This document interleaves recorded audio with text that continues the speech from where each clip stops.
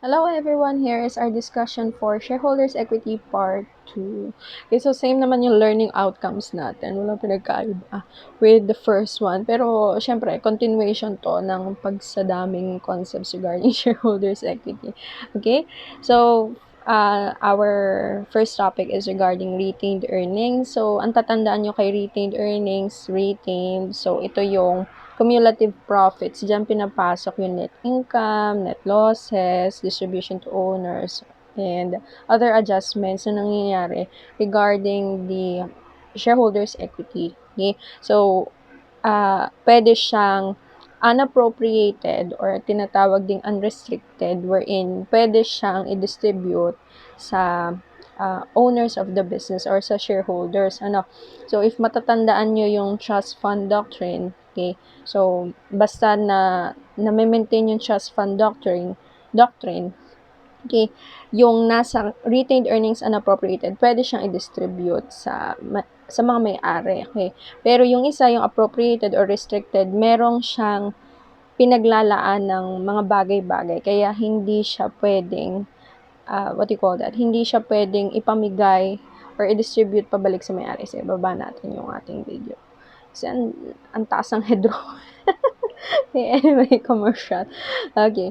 Yan. So, yung appropriation na tinatawag, pwede siyang because of legal requirement. Like, for example, sa Revised Corporation Code, sinasabi na kapag ikaw ay may treasury shares or may statutory reserves, kailangan may respective appropriation siya sa retained earnings. Kung matatandaan niyo yung treasury shares accounting natin, dalawa yung journal entry niya, that is to record the treasury and to record the appropriation.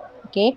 Then, pwede din contractual requirement, like for example, ni-require ka ng creditor mo, okay, like financial institution, na bago ka pagbigyan na pautangin ka, okay, kailangan may respective retained earnings appropriation na katumbas ng utang yung ilalaan mo for that. So sa kontrata nakalagay yon. So you have to follow kasi kapag if nag-breach ka ng contract, demandable agad yung liability, okay? Then, voluntary naman, it's company policy na pag pinag-usapan ng board of directors or ng management na they will have business expansion. So, merong isa-set aside na retained earnings for that expansion o kaya naman pag may contingencies. Okay, so company policy yun, voluntary on the part of the company to do such appropriation kasi hindi naman required ng batas, hindi naman required ng kontrata, company policy lang. Okay? So, appropriations do not affect total SHE and total RE. Walang effect yan. Pero, and also, hindi ibig sabihin ito ay may corresponding cash fund set aside. Okay? Ang inaano lang dito sa appropriation is, hindi siya pwedeng i-distribute sa mga may-ari or sa shareholders as dividends. Okay? So, parang tatanggalin siya sa unrestricted, ilalagay siya sa appropriation. Doon mo malalaman doon sa component ng unrestricted kung pwede ka maglabas ng dividends or enough yung dividends na pwedeng ipamigay sa shareholders pag tinanggal mo yung appropriation. Kasi pag hindi mo tinanggal at bigay ka lang ng bigay, tapos mamaya naalala ko meron nga palang contractual requirement, naalala ko hindi ko pala nilagyan ng appropriation yung treasury share. So, magkakamali ka na magkakamali. Mas magandang automatic ina-appropriate mo na due to, yun nga, contractual requirements, legal requirement, or voluntary. Okay? Stock corporations are prohibited from accumulating retained earnings in excess of 100% of their paid-in capital except when it is justified by valid appropriation. So, hindi ka pa pwedeng hoard ka lang ng hoard ng income or ng pwedeng i-distribute sa mga may-ari through dividends. Hindi pwede yon. Okay? Kasi if you remember, sa taxation nyo, if nandun na kayo sa part ng, accumulated, improperly accumulated something, I'm sorry, hindi ko matandaan, regarding sa, tinataksan ka na kapag hindi ka namimigay ng dividends. Okay, so, I don't know if it's still nasa recent na batas, tax law pa rin, pero before ay merong topic regarding that. Kaya you have to parang you have to take, if you are the owner of the, or if you are the management of the company and the board of directors, you have to really take time to study if magkano yung ilalabas yung dividends without sacrificing the operations of the company. Okay, hindi pwedeng hoard lang na hoard. Mamimigay ka ng dividends sa iyong shareholders. Kasi yun naman talaga ang purpose kung bakit sila nag-i-invest sa company. Okay, para yung money nila will grow and makinabang sila dito sa growth na to. Okay? Yan. If there is a negative balance in equity, ano daw pong gagawin? Okay, the negative balance is usually termed as a deficit. Okay, so when shareholders' equity has a negative balance, so that is when liabilities exceed asset. So, there is capital deficiency. Kapag may capital deficiency in equity, you have to do reorganization. Okay, or gagawa ka ng paraan para mawala yung negative balance sa equity. Kasi ang pangit tingnan na yung equity mo na mismo ang negative. Okay? So you have to do reorganization and financing pa. Okay? So may topic naman tayo regarding reorganization mamaya. Okay, let's now move on to yung dividends. Okay? So yung dividends is distribution of some of the company's earnings to a class of shareholders as determined by company's board of directors. So we all know na merong ordinary shareholders at merong preference shareholders. Depende sa kung anong hawak nilang type of share. So mamaya there is a discussion regarding preference shares, kung paano dinidistribute yung shares nila. Pero we know that ordinary shareholders, entitled sila for dividends also, and then they have voting rights.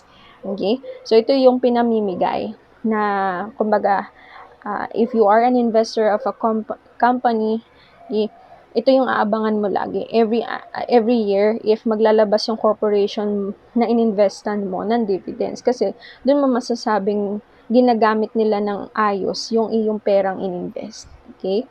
So, dividends are normally declared of unrestricted earnings. So, yun nga yung sinabi ko kanina na basta ikaw, meron kang unrestricted retained earnings, pwede kang maglabas ng dividends. Okay? In accordance with the trust fund doctrine. So, meron tayong tinatawag na wasting asset corporations. I believe it was discussed sa inyo sa intermediate accounting. Okay? Wherein wasting assets wasting asset corporation includes mining corporations, oil drilling deposits, yung mga ganon, yung ang kanilang inventory is nauubos. Usually natural resources like oil, minerals, yan. Okay, so yun yung wasting asset company. So, itong mga wasting asset corporations, pwede silang mag-declare ng dividends out of capital. Ibig sabihin, unti-unti na nilang binabalik yung investment ng mga shareholders nila kasi at the end of the day or as time passes by, magsasara din naman sila kasi nauubos yung primary inventory nila. Like for example, minahan. Pag naubos yung bundok, wala ka nang miminahin. Diba? So, ma'am, sa ibang bundok, ba naman ubusin mo naman ang mother nature, di ba? O kaya kapag naubos yung yung minimina mong langis sa ilalim ng or kung saan man sa ilalim ng lupa o sa ilalim ng dagat, di ba? Naubos na yung oil deposits. So, wala ka nang miminahin, sasara na yung kumpanya mo. So, as early as the first year of operations, pwede ka na mag-declare ng dividends out of capital para unti-unti mo na din binabalik sa mga investors mo yung kanilang pera. Okay? Pero syempre, kailangan meron pa rin yung kinikita, dinidistribute mo din. Okay? So, these are called liquidating dividends. Okay? So, there are different types of dividends. You have cash dividends, which is the usual type at yung favorite ng lahat. Kasi syempre, cash. Yan. So, under cash dividends, you have the liability dividends issued by a corporation that has temporary cash shortage. Okay? So, pag nag-declare kasi ng dividends, kailangan may cash ka. Okay? So, alam natin, kailangan sufficient yung retained earnings. Unrestricted. Okay? Okay yon. Pero ang tanong, do you have sufficient cash? If in case nga nag-declare na-approve ng board of directors na magdi-declare ng dividends because of sufficient retained earnings, hindi ibig sabihin sufficient din ang cash. Okay, so there are times na nag-declare pero hindi sufficient yung cash, magkakaroon ng cash shortage. So, itong cash shortage na ito, okay, pwede kang mag-distribute na liability dividends, that is yung scrip dividends, short-term may not bear interest, or bond dividends, long-term and bear interest. So, ito yung binibigay mo doon sa mga shareholders mo as parang kapalit ng cash. Okay? Parang in a sense, umutang yung kumpanya sa iyo. Okay? Parang ganon. Okay. Then we have property dividends. These are non-cash assets. Property dividends, non-cash assets, yung pinamimigay. Wow, parang ganda, o, di ba? Parang bibigyan ka ng building, dalhin mo daw, charot lang. Then we have share dividends. This is in the form of shares. Okay, so some of the companies, gusto nila yung share dividends, some ay hindi yan na favorite kasi nadidilute daw ang kanilang interest, pero parang hindi naman nadidilute. Anyway, so yon, these are the classes of dividends na pwede mo matanggap as a shareholder. Okay? Yan. So, we have 3 different dates that you need to know in dividend declaration. Okay, so first is the date of declaration. This is when the BOD formally announces a distribution of dividends. So, after careful study ng management, pwede daw mag-declare ng dividends. Ipapa-approve sa BOD yung amount na i-distribute at dividends. And the date na sinign ng BOD, yun yung date of declaration. Okay, then we also have date of record. Dito, binubuksan ng libro, okay, yung stock and transfer books para sa registration ng mga shareholders na kukuha ng kanilang dividends. Okay, only those who are listed as of this date shall be entitled to receive dividends. Ma'am, hindi lahat ay makakatanggap. Lahat kasi makakatanggap. Meron kasing ibang shareholders na hindi kinukuha yung kanilang dividends. Ang gusto ay will be part of their investment. Na parang i-reinvest na din sa halip na kunin, sige, lagay nyo as additional investment ko. Okay? So, yung lang magre-register on that date of record, yun lang yung makakatanggap. Then, meron tayong tinatawag na ex-dividend date to provide shareholders ample time to register. They are normally allowed to register about 3 to 5 days prior to the date of record, referred to as ex-dividend date. Okay? So, yung parang advance recording, charot. Okay. Kasi yung iba, sobrang busy, yung mga shareholders, kasi yung, businessmen, so minsan nakakalimutan nila pag nag-declare ng date of record. Minsan ay 3 to 5 days, nag-announce na the date of record is gantong date, pero pwede ka na mag-register as early as now. Okay? So, yun. And then, date of distribution, yan yung kung kailan na ibibigay nila. Kung cash dividends, edi ilalagay sa bank account, GCash, cheque, okay? Yung mga ganun, distribution na mismo. Ma'am, hindi pwedeng date of declaration di-distribute na ganun. Hindi, kasi i-prepare pa yan. Sinong tatanggap? Diba? Hindi naman pwedeng lahat naka-cheque, lahat ng pangalan shareholders naka-cheque, tapos yung respective amounts. Paano yung iba? Ayaw kumuha. Diba? So, magkakaiba yung dates na yan. Okay? And, remember, ang pinakamahalaga dyan is date of declaration. Diyan mo malalaman na magre-record na yung company ng liability na meron silang obligation to distribute the dividends. Okay? Next, yan, sinasabi ko na. Recognition of liability for dividends. So, incurs an obligation to pay dividends at the date of declaration. So, date of declaration pa lang, maglalagay ka na ng payable. Okay? So, the liability to pay a dividend is recognized when the dividend is appropriately authorized. Okay? Authorized dapat with BOD sign. Okay? And is no longer at the discretion of the entity, which is the date when the dividend declared, okay, and the date when management declares dividends if further approval is not required. Pagdating naman daw sa share dividends, kasi nga, shares of stocks ng company ang pinag-uusapan, this is subject to approval of the shareholders. Okay?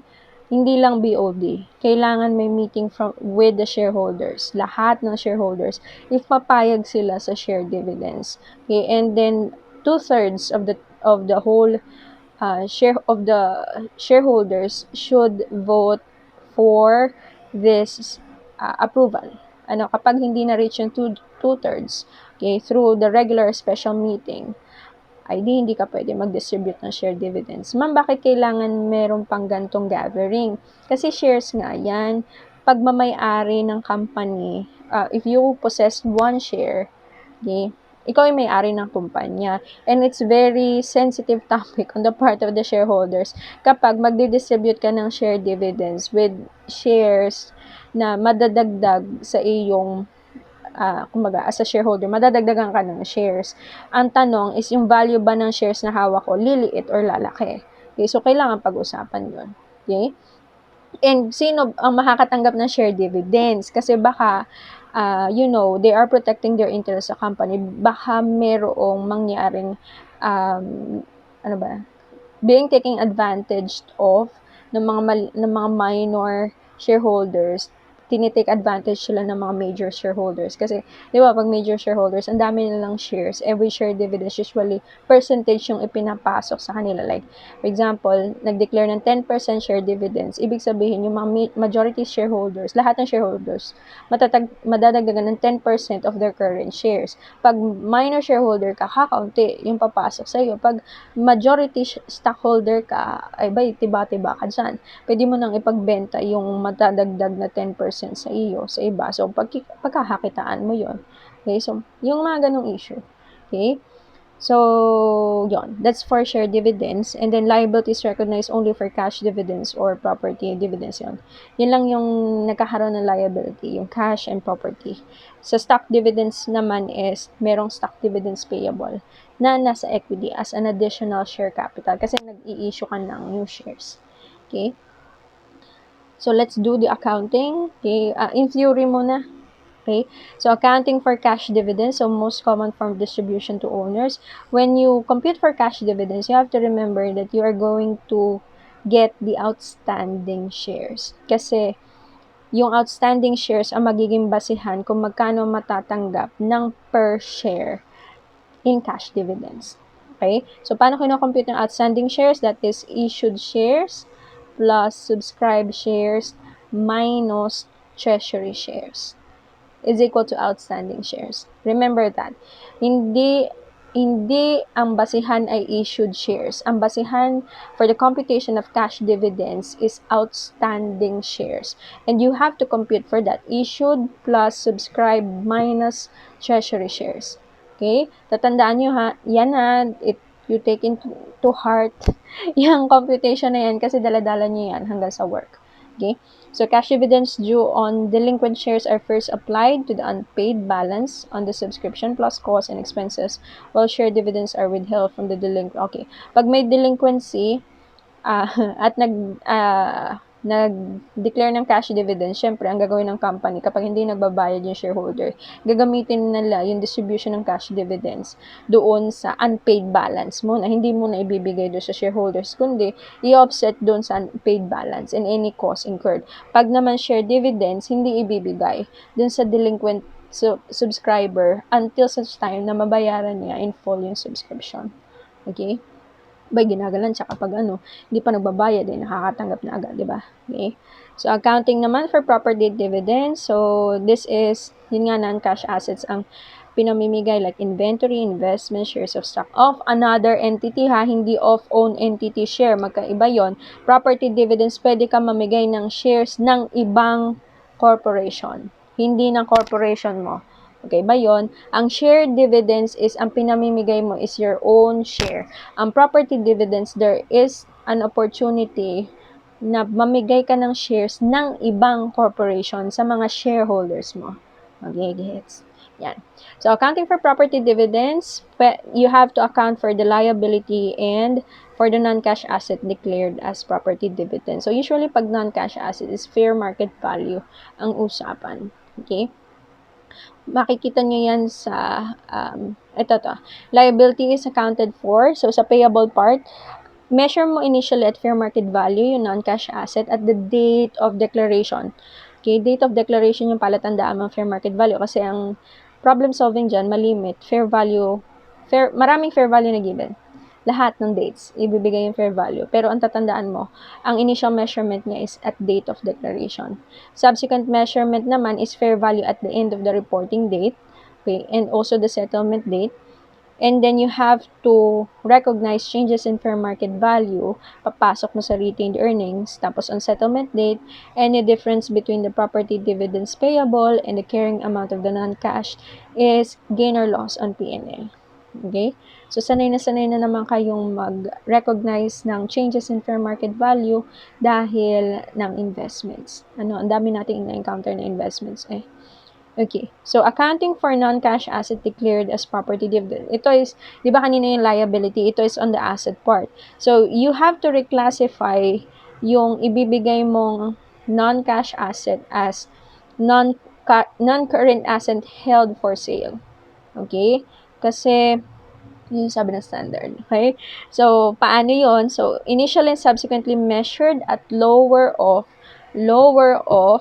carrying amount and fair value less cost to distribute. Carrying amount, mas mababa between carrying amount and fair value na minusan daw ng cost to distribute. Okay? So, changes in fair value, P&L.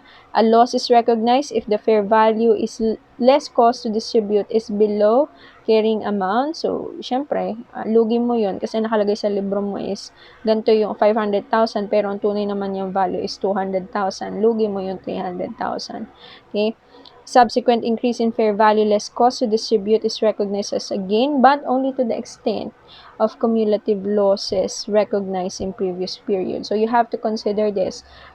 If ever nag-increase yung fair market value niya, pwede kang mag-recognize ng gain, pero to the point na mako-cover lang yung na-recognize mong losses before.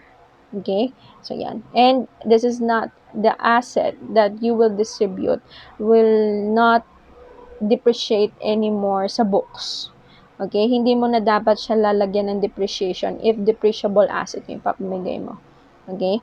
So, if non-cash asset is current, it shall be accounted for under its previous accounting. No reclassification is needed. Okay? So, yung previous PFRS niya, yun yung governing standard sa kanya. Unlike kapag non-current asset, magiging non-current asset held for sale yung accounting sa kanya.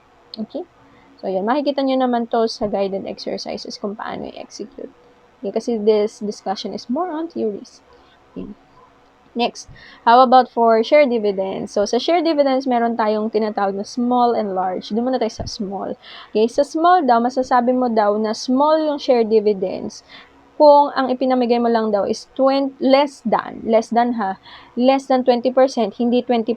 Ibig sabihin, 19% and below. Kasi less than 20 eh. Okay? Less than 20% of outstanding shares. So, pag ganyan, you have to account for it at fair market value. Okay? And then, retained earnings debited for fair value of the share dividends on declaration date at yung excess of fair market value and par value sa share premium mo siya ipapasok. Okay? Again, this is distribution of shares. So, involve ang share capital dito. Pag nagdi-distribute ka ng share dividends. Okay? Yan. Next, there is what you call the large dividends, share dividends. So, pag large naman daw, it's 20% or more of outstanding shares. Okay? So, you have to compute, kapag nakapagsabi ng share dividends na ganito yung amount, ganito yung number of shares na ipapamigay, okay? Divide mo agad siya sa outstanding shares para makita mo kung ilang percent. Pag 19% and below, small, so accounted for at fair value. Pag naman 20% or more, accounted for at par value. Okay? So, retained earnings pa rin is debited for the par value of the share dividends. And then, no share premium arises because naka-par value ang large share dividend declaration. Okay? Remember that. Malaga yan. Yan. Paano naman daw kung treasury shares ang papamigay? Okay? Pag treasury shares ang papamigay as dividends, pwede naman cost method uli. You remember our accounting for treasury shares in the previous lesson. So, cost method pa rin ang gamit sa kahit dividends siya, given as dividends. So, the declaration does not lower the market price of the shares. Yan, tatandaan nyo. Again, retained earnings is debited for the cost of the treasury shares declared at wala pong share premium na i-recognize once treasury shares is declared as dividends. Okay? Then you have what you call fractional shares. Fractional shares. May putal. Kasi for example dito, 1 share for every 10 shares held. So a shareholder with shareholdings not divisible by 10 will not receive full shares or for any fractional shares held. Ibig sabihin nga, putal, kumbaga is anong gagawin mo sa point something? Di naman pwedeng hatiin mo ang share. Okay? Hindi pwedeng 0.50 o 0.50 kanya. No. Kailangan isang buo. So, ang ginagawa pag may ganyang instances, okay, they sell shares of stocks in blocks. Okay? So, like minimum purchase of 100 shares. Okay, hindi ka pwedeng mag-purchase ng 5 shares lang or 6 shares lang, 7, 15, 16, 21, hindi. Ang pagbili ng shares malimit sa stock market is 10, 100, 1,000, yung mga ganun, yung divisible sa 10. Para walang fractional shares, okay? So, if ever may fractional shares nga ng ganap, bibigyan ka ng fractional share rights if evidenced by share warrants. That is, pag nabuo mo yung, kunwari, nag-fractional ka uli last time or sa sunod na declaration, so mabubuo mo na yung fractional share mo, so naging 1 na siya, pwede entitled ka na sa isang share. Okay? So, share warrants yung ibibigay sa iyo for the fractional share rights. Okay? So, accumulate mo yon para hanggang sa maging 1, saktong 1 siya or whatsoever, para hindi siya putal. Okay? So, if ever naman, ang isa pang remedy is bigyan ka na lang cash in lieu of the fractional share rights. For example, may 0.50 ka per computation, bigyan ka na lang ng equivalent value of 0.50. So, kunwari, ang pinamigay na share dividend is 10 pesos. So, edi 5 piso EU. Yeah. Anyway, parang ganun. Yan. Choice between share and cash dividend. So, there are times na binibigyan ng choice yung shareholder if they would like to have share or cash dividends. Okay? So, when shareholders are given a choice of receiving cash in lieu of share dividends, a compound instrument is originated. So, ibig sabihin, meron kang financial liability on the cash alternative and merong equity instrument for the shares to be issued. So, parang in a sense ay, binili sa'yo yung shares. Okay, parang ganon. So, applies accounting procedure for cash dividends and share dividends separately for each of those alternative. Okay, so because you have recognized financial liability in the cash alternative, so, as cash dividends yung accounting sa kanya. And then yung equity instrument for the shares to be issued, syempre, how you account for share dividends, yun yung accounting sa kanya. Okay, papakita naman sa guided exercises kung paano yun i-execute. Okay? Yan. Ano ba yan? Hindi ko inedit. Dapat ito ay preference share. Sorry naman. Edit ko na lang yung PowerPoint. Okay? So, we now go to the distribution of preference shares. Okay? Theories ma lang muna. So, sa preference shares, alam natin that they have preference over the assets of the company in case of liquidation and dividends. Okay? So, sila yung nauuna sa lahat ng bagay na nabanggit. Okay? So, sa assets kapag mayroong liquidation na magaganap or sa dividends kapag mayroong declaration. Okay? So, doon muna tayo sa preference over assets. So, ibig sabihin, ng preference over assets, sila yung mauunang bayaran before the ordinary shareholders in case of liquidation. Okay? So, kinukomputan muna yung respective liquidation value for each of the shares that they have. Okay? Usually, any amount more than par value that the preference shareholders are entitled to receive in case of corporate liquidation. So, kukumpitan muna sila ng liquidation value, and then pag nakumpitan na sila based on kung ano yung hawak nilang shares or company policy, ilang percentage, ipapamigay muna yung na-compute na liquidation value sa kanila before pansinin yung ordinary shareholders. Okay? So, ibig sabihin, babalik yung investment ng preference shareholders sa kanila. Okay? Mas malaki yung percentage na mapabalik sa kanila 100% of their investment sa company compared with ordinary shareholders. Okay? So, yun yung benefit of having preference over assets in case of liquidation.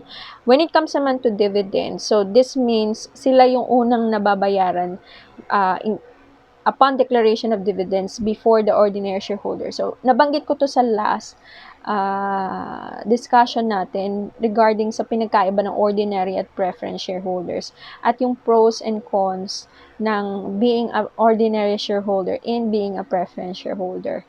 Okay? So, not all times ay advantageous na ikaw ay preference shareholder. Like, for example, yung sinabi ko nga before, na paano kapag limpak-limpak na dividends ang inilabas for the certain year.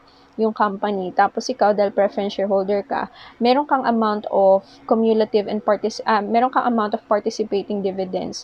Okay? And yung specific dividends na matatanggap mo for every declaration, hanggang doon ka lang.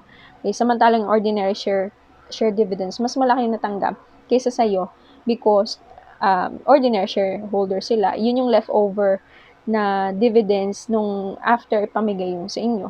Okay, so malaki pa rin. So, tiba-tiba sila. Ang advantage naman, if you're a preference shareholder, pag dividend declaration at kakaunti yung dividends na inilabas, so, ikaw lang yung mababayaran. Yung ordinary shareholders, maaaring wala matanggap. Okay? So, yan.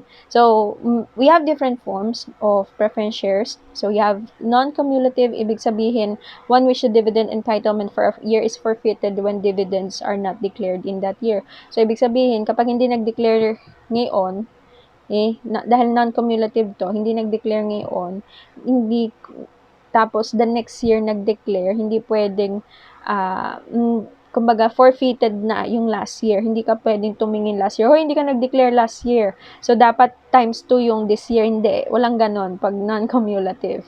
Pag cumulative, meron. Okay? So, one which the dividend entitlement accumulates each year until paid. Okay? So, ibig sabihin, unpaid dividends are disclosed as dividends in arrears but not accrued as liability unless dividends are declared. So, ibig sabihin, if hindi man mag-declare ngayon, kung siya'y cumulative, next year, entitled ka sa equivalent dividends for last year. Yun yung tinatawag na dividends in arrears. Okay? So, masakit sa ulo yan pag cumulative. Charot. Okay? So, may mga preference shareholders na cumulative. Okay? So, hindi man mag-declare ngayon, next year, pag nag-declare, may computation for last year. Okay? Non-participating, so one which is entitled only to a fixed amount of dividend. So wala din silang share dun sa i-distribute sa ordinary shareholders. May ganon? Oo, yun yung participating. Ang non-participating, yung fixed amount of dividends lang na entitled sila, yun lang yung marireceive nila. Pag participating, liliit ng font. Pag participating, entitled pa rin sila sa amount in excess of the fixed amount of dividends na matatanggap nila. Mandaya, okay? Siguro malalaki ang investment, kaya ganyan ang binigay na type of preference share, participating. Okay, so paano kinocompute ang participating? So, computed after both preference and ordinary shares are allocated their basic dividends. So, after pa ng computation of ordinary and ng preference at ordinary, pag may excess pa, entitled sila dun sa excess. Yun yung participating. Okay? The basic dividend of cumulative preference shares includes dividends in arrears. Okay, so parang cumulative siya in a sense. So, basic dividend of non-cumulative preference shares includes only the current year dividend entitlement. Okay, so kapag non-cumulative, current year lang. Okay, the basic dividend of ordinary shares is equal to aggregate par value of outstanding ordinary shares multiplied by the preference rate. So, yan, tatandaan nyo, yung basic dividend daw na sinasabi dito upon computation for the ordinary shareholders is equal to the aggregate par value of outstanding ordinary shares multiplied by preference rate. So, meron naman binibigay ng mga preference rate. Yung sa unahan, yung 6% preference shares, yung mga ganun, yung 6%, yun yung preference rate. And then, any excess of dividends declared after deducting the basic dividends is the amount subject to participation, which is allocated depending on the nature of participation of the preference shares. Mas makikita nyo yan kapag may example. Okay, sa guided exercises. Yan, maybe either fully participating, so participates on a pro rata basis, okay, or partially participating lang, that is certain amount or percentage lang yung participating sa kanila. Diba? Parang tiba-tiba. Kasi mahal ang preference shares. Akala nyo parehas lang yung presyo ng ordinary shares sa preference shares. Hindi. Mas mahal ang preference shares. So, kung kunwari, ang ordinary shares mo is 150 pesos. Ang participating shares usually umabot siya 1,000, 2,000 per share, 3,000 per share. Kasi binibili mo din yung special privileges na meron na ino-offer sa preference shares. Okay, kaya mas mahal siya compared with ordinary shares. Makakaboto ako? Hindi. Okay? Kasi you're so special. Okay, pag binigyan ka pa ng voting rights, God power ka na, charot na. God tier ka na. So, hindi. Okay? So, ano nga yun? You can't have the best of both worlds. So, pwede naman, ay di bibili ka din ng ordinary shares bukod sa preference shares. So, yun yung technique ng mga investors para makaupo din sila sa decision-making process of the company. That is, bibili ka ng preference, bibili ka din ng ordinary shares para you have a chance na mapapasok sa board of directors. Okay? Yan. Then, dividend entitlement may be expressed as ito. Yan, pwedeng percentage of par value, yung sinasabi kong 6% kanina. Pwede siyang fixed rate based on par value, that is, kunwari, 12% preference share, ibig sabihin, 12% ng par value, that is 12 pesos.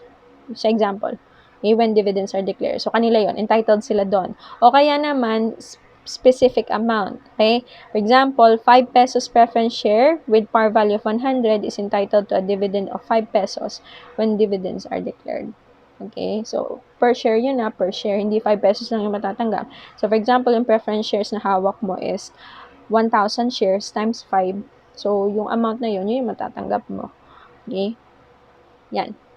So, in absence of evidence to the contrary, ang ruling by default, okay, if the problem is silent, ang preference shares is to be preferred as to dividends with dividend preference of non-cumulative and non-participating. You have to remember this kasi kapag hindi sinabi sa problem kung siya cumulative or participating, hindi mo pwedeng sabihin kulang ang problem.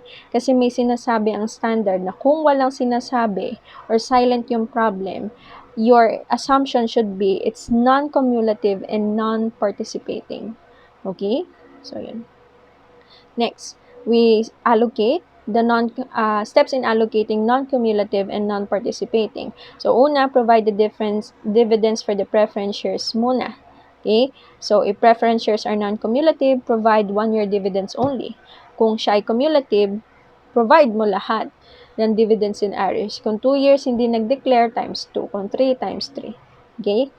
Any excess is paid to ordinary shareholders. Diba, ang dali lang kapag non-cumulative and non-participating. Okay? Pag naman participating, medyo mahaba. Okay? Una is gawin mo muna yung you have to distribute to participating to preference shares muna. That is, yun nga, pag non-cumulative, 1 year lang. Pag cumulative, yung dividends in arrears. Okay? Then, provide basic dividends to the ordinary shares using the preference share rate. So, you have to use the preference share rate na given para mamigay ka muna ng basic dividends for the ordinary shares. And then, makukuha mo yung excess. So, ito yung, for example, ito yung dividends na iyong ipapamigay. Bigay mo muna yung sa preference. Okay? Then, bigay mo yung sa ordinary. Basic dividends ordinary based on preference rate. So, 2 linya ka na. Then, makukuha mo yung dividends na dapat mong ipapamigay minus yung naibigay mo sa preference minus yung naibigay mo sa ordinary shares through basic dividends based on preference rate, makuha mo yung excess. So, sa excess, okay, you have to prorate muna based on the aggregate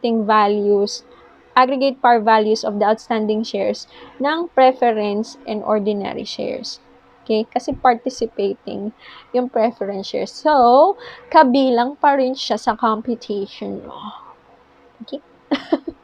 Ang daya, di ba? Pero ganun talaga pag participating. Okay, yan. Now, we move on. Dividends recognized as expense. So, these are the two types ng preference shares. Isang type ng preference shares that is considered as a liability and expense. That is the redeemable preference shares. So, classified as financial liability, you have to recognize it as interest expense and report it as P&L. Okay, so the previous discussion, nabanggit ko naman kung ano ang redeemable preference shares at anong pinagkaiba niya sa callable preference share. Okay? Then, ito nga, nakikita ulit natin, liquidating dividends. This is declared out of capital. Ibig sabihin, return of investment na siya. Binabalik mo na yung capital doon sa mga shareholders. This is not sa retained earnings solely inilalabas kasi yung earnings ay accumulated profits yun nasa retained earnings. Hindi. This is out of capital na mismo. Binabalik mo na. Okay? So, declared upon corporate liquidation. So, meron tayong yung binanggit kanina, the wasting asset doctrine, that is pwedeng yung mga wasting asset corporations ay mag-declare out of capital during existence kasi in the end, magsasara din naman sila due to lack of resources na ginagawa nila as inventory. Okay? So, unintentional liquidating dividends occurs such as when dividends are declared out of retained earnings that is overstated. Okay? So, dahil hindi ka nagko-compute ng ayos, nag-declare ka ng lampas sa retained earnings, nag-negative yung retained earnings mo, patay ka. You have committed a crime, charot. Okay? You have violated trust fund doctrine and you have to remedy that. Okay? Correcting entry is made to adjust the retained earnings and other affected accounts. So, kailangan gawin mo ng paraan. Kapag nagkamali ka na compute ng pwedeng ilabas na dividends out of retained earnings unappropriated. Okay? Next, we have disclosure of dividends. So, ano ba yung kailangan na disclosure sa notes to financial statements? So, disclose either in the statement of changes in equity or in the notes. Okay, ano po yun, ma'am? Ito, events after the reporting period. You have to disclose them. So, ilalagay mo sila in paragraph form. Dividends declared after the reporting period but before the financial statement are authorized for issued.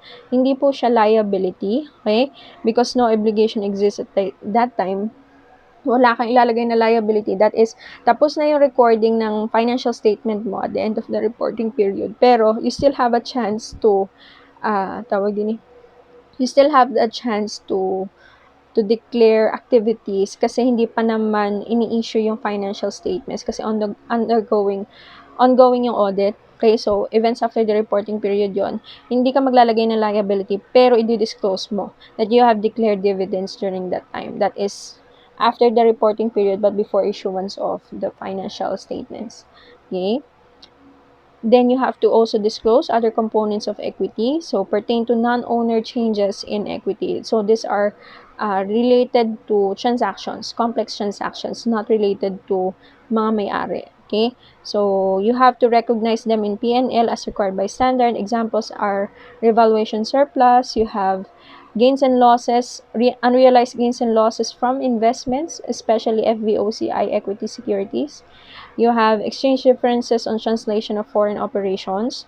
Is advanced accounting yan. So, pag-aaralan natin din yan. And then, effective portion of cash flow hedges. So, yan din. Pag-aaralan din natin yun sa advanced accounting. Okay? Last topic is recapitalization. So, paano nga pag negative balance? Yung shareholders' equity, so you have to do something. So, recapitalization is one of them and reorganization. So, ang recapitalization is it refers to the change in capital structure of an entity brought about by cancellation of old shares and issuance of new shares as replacement. So, sa recapitalization ang ginagawa dito, i-retire mo yung old shares. Hindi ka mag-i-issue ng bago I-retire mo yung old shares and you have to reissue new shares as replacement because you are going to change the capital structure of the business. Okay, for example, so change from par to no par value. Bigla nag-iba yung isip mo, no? Inibay mo yung articles of incorporation. So, you have to do recapitalization muna. Okay, that is, again, retirement of the old shares and replacement or issuance of the new shares. Okay, so par to no par, magre-reduction ka ng par value or stated value, o kaya naman, you will do share split, o kaya reverse split. So, nag-i-split din pala. Charot naman. Nag-i-split din pala ang shares. Okay, ano ba tong share split na to? Okay, itong share split na to, maaari kasing ang mangyari is split up or split down. Okay, ano yung split up? Ang split up is when the old shares are canceled and replaced by a larger number of new shares. Mas maraming shares yung ipapamigay mo, pero mababa ang kanyang par value or stated value per share. In a sense, ma'am, nag-iba yung value of the shares na hawak niya before the split up. Hindi. Yung value yung peso value, hindi. Kasi, ang nangyari lang naman, ni-retire niya yung old shares, nag-distribute siya ng mas maraming shares ngayon doon sa mga sa specific shareholder, pero pero bumaba ang kanyang par value or stated value, which is, it remains the same. Yung peso value niya in total in total. Okay, di ba? Analyze niyo yun. Oo nga, ma'am. Okay, can be used as equity financing tool. Yan nga, pag isa sa mga ways para matanggal yung negative share, equity financing tool, and then the fair value of the entity's net shares will be divided by a larger number of outstanding shares. Yung sinasabi ko sa inyo na tawag din mag-iiba, hindi nag-iiba yung peso amount ng kanyang equity, ng kanyang share capital. Okay? Pero yung net assets ng company ay madi-divide sa larger number of outstanding shares. Assets net assets, larger number of outstanding shares. Okay? With a decreased fair value per share, the entity shares become more affordable to potential investors. So, marami ang possible na mag-invest sa'yo kasi alam nilang lower na yung iyong yung share value mo. Afford na nila. So, for example, dati 2,000, no? Wow, yaman. 2,000 ang share value, pero kakaunti naman na nag-i-invest. Nauubusan na sila ng capital, so they have to attract investors. So, this is one of the ways para mag-attract ng investors. You recapitalize through split up. Okay? Yan. Split down naman, opposite. Okay? That is, magre-retire ka ng old shares and then, ang ibibigay mo na bago is kakaunti. Kakaunti kakaunti. Okay? Pero, mas malaki yung kanilang par value or stated value per share. Ito parang nagmamahal yung share. Ano ba? Buti tayong share nagmamahal. Okay? Nagmamahal yung share in a sense na, for example, dati 2,000 pesos. Dati 2,000 pesos yung shares mo. Then, once na nangyari yung split down, naging 4,000 pesos per share na, pero kakaunti na yung hawak mo shares. For example, from 10, naging 5 na lang. Ganon. Pero, lumaki naman yung value lumaki naman yung value niya per share. Okay? Pero in total, okay, hindi naman naapektuhan. Okay, yung total peso value. Ang naapektuhan kasi yung per share lang, pero yung total hindi. Okay, kasi in a sense, nababalanse naman siya. Okay, so yun. Share splits do not affect assets, liabilities, and equity or the aggregate par value of issued share. So, recorded only through memo entry. Magme-memo entry ka lang when you do recapitalization. Okay? Again, walang nangyayari sa share split, kundi nag-iiba lang yung value per share. Okay? Per share. At saka nag-iiba lang yung number of shares na na-issue and outstanding. Okay? Yun lang. Pero, in totality, assets, liabilities, equity, it remains the same. Okay? Yan. We do quasi-reorganization. So, sa quasi-reorganization, you are given a fresh start for the company because before you were having troubles with the finances ng company. Okay, so an accounting procedure whereby a financially troubled corporation but with favorable future prospects is permitted but not required to revalue its assets and liabilities and realign its equity. Okay, subject to regulation. Syempre, itong revaluation of your assets and liabilities is subject pa rin sa regulations or sa accounting standard para magkaroon ka ng fresh start. Okay? Para mula yung negative value ng iyong share. Okay? May be effective through revaluation of property, plant, and equipment and or recapitalization. Yung sinasabi ko sa inyo, yung recapitalization ay isa. Then you can also revalue property, plant, and equipment. Okay? So, basic approach sa quasi-reorganization, you have yung assets daw, and liabilities are revalued upwards kapag assets, pag liabilities pababa. Any resulting credit balance in revaluation surplus is used to wipe out any deficit sa retained earnings. Okay? So, di ba, magkakaroon niya ng, once nag-revaluation surplus ka, magkakaroon ng excess. Yung excess, ibabangga mo sa negative values ng retained earnings. Kasi nga, yun yung dahilan kung bakit ka quasi-reorganization kasi nakita mong kulang na yung finances mo. So, in accounting sense, gawa mo ng paraan, with the revaluation surplus as an excess, ibangga mo siya sa negative retained earnings. Okay? Then, if a recapitalization is made, any resulting share premium is used to wipe out any deficit. Okay? So, yun yung makikita nyo with split up, split down as a type of recapitalization. Nagkakaroon ng share premium siya. And yung share premium, pwede mo naman siyang ibangga sa deficit ng retained earnings. Okay, so in accounting sense, meron kang fresh start kasi nawawala yung negative value. Okay, so yun. Okay, kasi alam natin, pag negative yung value ng shareholders equity, mas madami yung liabilities mo kaysa sa assets, which is ang pangit tingnan. Nagagawa naman ng paraan, basta subject to regulations and accounting standards, pwede mo namang i-quasi-reorganization, okay, through revaluation of PPEs or recapitalizations. Okay? So, yun lamang po regarding shareholders equity part 2. Okay, so more on this discussion is more on theories, and then the computation would be sa guided exercises para makita niyo yung pinag-uusapan natin dito, kung paano i-apply. Yan. So, we have tackled retained earnings, dividends, the preference shares, types of preference shares and how to distribute them. And then we also have disclosures. And lastly is the recapitalization and quasi-reorganization.